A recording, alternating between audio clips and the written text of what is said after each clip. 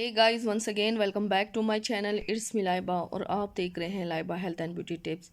Friends, आज मैं आप लोगों के साथ एक बहुत ही ज़बरदस्त अर्जेंट स्क्रब शेयर कर रही हूँ, जिसकी यूज़ से आपकी स्किन से, आपके हैंड से और आपके फुट से सारे डेड स्किन रिमूव हो जाएगी। फ्रेंड्स, कल की वीडियो में मैंने आप लोगों के साथ कोलेजन सीरम शेयर किया था। आज उसी कोलेजन सीरम का जो बचा हुआ, जो मैंने अलसी बीज और बादाम भिगो कर रख दिए थे, उसी की ज़रात से आज मैं आप लोगों के साथ एक स्क्रब शेयर कर रही हूँ, जिसकी यूज़ से आपके सारे हैंड, फुट और फेस वाइट हो जाएगा।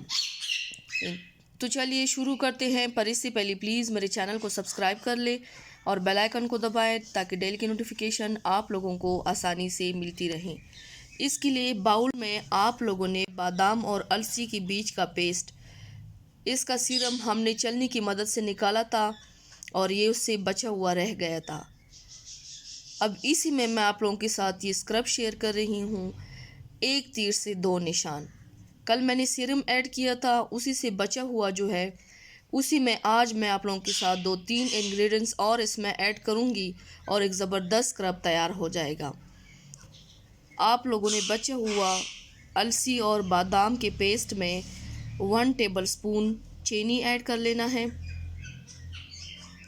1 टेबलस्पून आप लोगों ने कॉफ़ी पाउडर ऐड कर लेना है।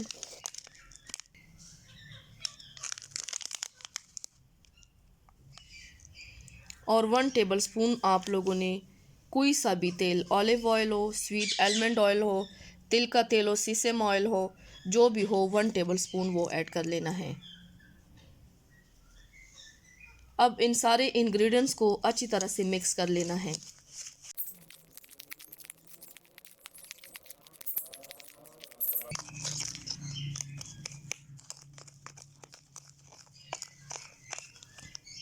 ये एक स्क्रबर की शेप में आ गया है। आप लोगों ने हाथ, फुट और हैंड को पहले वॉश कर लेना है।